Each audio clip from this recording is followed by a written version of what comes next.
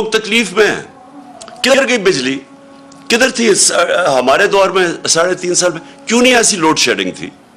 तो क्या हुआ कि एकदम लोड शेडिंग भी शुरू हो गई है।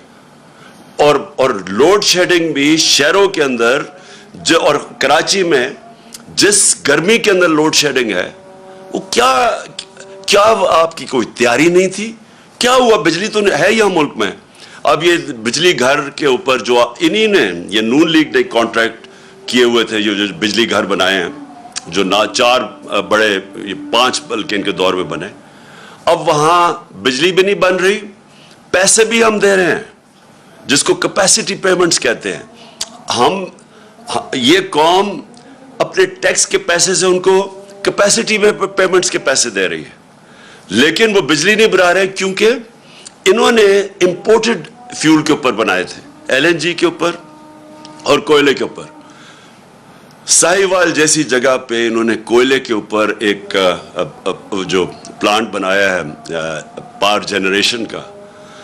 आप सोचें कि वहां सारे कराची से सारा कोयला उधर ट्रैवल करके आता है साहिवाल। यानी जिसने भी ये बनाया है, इसी को जेल में डालना चाहिए कि क्या सोच के बनाया था। माहौलियात के ऊपर अलहदा उसका जो असर है, और दूसरा इतनी दूर बाहर से इंपोर्ट करके कोयले क्या, और उसकी कीमत कितनी है, किस कीमत में वो बिजली बना रहा है। तो आज इनके पास ना कोयले के लिए पैसे हैं, ना LNG के लिए पैसे हैं। नतीजा ये है कि अब ये प्लांट चल नहीं रहे, जिसकी वजह से लोड शेडिंग है।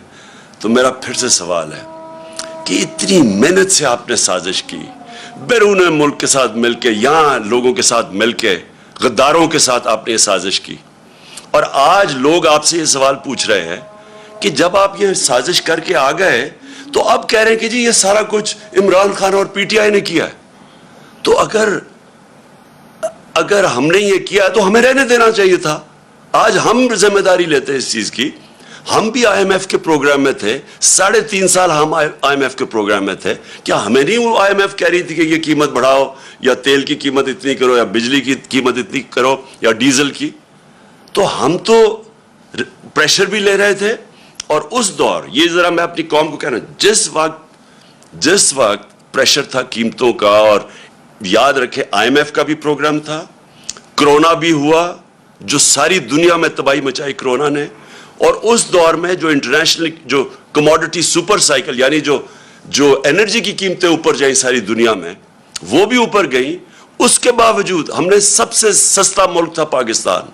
आज अगर आप कीमतें देखें, जिस कीमत पे हम डीजल बेच रहे थे, पेट्रोल बेच रहे थे, बिजली हालांकि कॉन्ट्रैक्ट इन्होंने साइन किया, फिर भी हमने कीमतें रोकी हुई थी।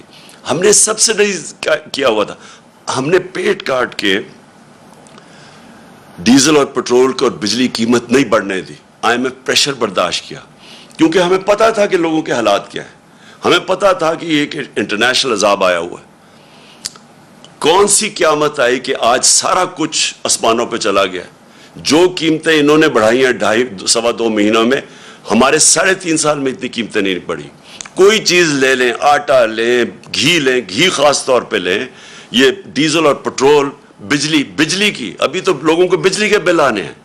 तो बजाय लोगों को उनकी दुख दर्द सुने और कोशिश करें किसी तरह अपना ज़हन इस्तेमाल करें, स्वाय अपनी चोरी बचाने के लिए और NRO लेने के लिए ज़हन इस्तेमाल करें कि कैसे आप लोगों का बोझ कम कर सकते हैं। बजाय वो करने के, आज उनको टेयर गैसिंग किया, दहशत फैलाई जा रही है, डराया जा रहा है लोगों को।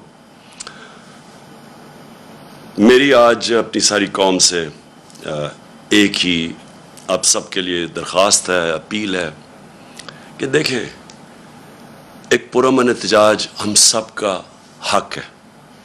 ये हमें जमहूरियत एक हक देती है, हमारा आइन हक देता है। हमारे जब हमने 25 को जब एहतजाज किया, 25 मई को, इन्होंने जिस तरह का जुल्म किया लोगों के ऊपर, फैमिलीज पे, घर में रात को 2-3 बजे घुस के ख्वातीन को जिस तरह इन्होंने चादर और चार दीवारी को, हमारी रवायत को पीछे रख के जिस तरह इन्होंने किया, इसकी मैं मार्शल लॉ में तो शायद ऐसा होता हो, किसी जमहूरियत में मैंने ऐसे नहीं देखा। मैंने जनरल मुशर्रफ की आमरीत के अंदर, वो भी मिलिट्री डिक्टेटर थे, मैंने उसमें इस तरह का जुल्म नहीं देखा जो इन्होंने किया 25 को। اور اب ہم پھر تماشا دیکھ رہے ہیں. یہ کر کیا رہے ہیں؟ سنبھالی ان سے معیشت سنبھالی نہیں جا رہی, قیمتیں ان سے روکی نہیں جا رہی, باہر پھر رہے ہیں ہاتھ پھیلا کے وہ ان کی مدد جس طرح کر رہے ہیں. جس طرح میں نے کہا کہ وہ کوئی بھی فری لنچ نہیں ہوتا, یعنی کوئی مفت میں آپ کی مدد نہیں کرتا, وہ کوئی نہ کچھ آپ سے مانگ رہے ہیں. ان کو بھی خوش کرنے کے لیے انہوں نے ہماری نیشنل سیکیورٹی کو کمپرومائز کرنا ہے, وہ بھی اب دیکھتے رہے. تو اب اگر ان کا خیال ہے کہ صرف ظلم کر کے اور تشدد کر کے کسی طرح لوگوں کو کنٹرول کریں گے, ایسے لوگ کنٹرول نہیں ہوں گے. ابھی مہنگائی جہاں تک ہمیں پتہ ہے جولائی میں اور بڑھنی ہے, کیونکہ انہوں نے جولائی میں جو LNG تھی وہ نہیں آ رہی. اب ان کے پاس جو یہ سمجھ رہے تھے کہ یہ باہر سے چیزیں, یہ فیول خرید لیں گے, یہ کوئلہ یا LNG, وہ ان کے پاس وہ وسائل نہیں ہے کیونکہ قیمتیں اوپر چلی گئی ہیں. لہٰذا میں آج اپنی ساری قوم کو کہہ رہا ہوں کہ میں 2 تاریخ کو ہفتے کی شام کو اسلام آباد میں انشاءاللہ ایک تاریخی ہم کریں گے پروٹیسٹ پرامن, جو ہمیشہ ہم کرتے ہیں پرامن پروٹیسٹ. ہم سارے شہروں کے اندر بھی اب لوگوں کو کہہ رہے ہیں کہ پروٹیسٹ کریں. پشاور, لاہور, کراچی, ملتان, کوئٹہ, جتنے ہمارے بڑے شہر ہیں ادھر بھی ہم پروٹیسٹ کر رہے ہیں, اور ہم یہاں پریڈ گراؤنڈ پہ کریں گے. میں یہ چاہتا ہوں کہ ایک زندہ قوم بن کے ہم سارے ان پروٹیسٹ میں شامل ہوں. ہم توڑ پھوڑ نہ کریں کیونکہ اپنے ملک کو نقصان پہنچتا ہے, لیکن پرامن احتجاج ہم سب کریں بتانے کے لیے کہ ایک جمہوریت میں یہ ہمارا حق ہے اور حکومت کا فرض ہے کہ وہ لوگوں کی آواز سنیں. حکومت ڈنڈے سے کبھی بھی جمہوریت نہیں چلتی. حکومت اگر ڈنڈے برسائے گی اور ٹیئر گیس کرے گی, جمہوریت ایسے نہیں چلتی. جمہوریت چلتی ہے اخلاقی قوت سے, جسمانی قوت سے جمہوریت نہیں چلتی. وہ ڈکٹیٹرشپ چلتی ہے, وہ بادشاہ سے چلتی ہو. جمہوریت چلتی ہے اخلاقی قوت سے.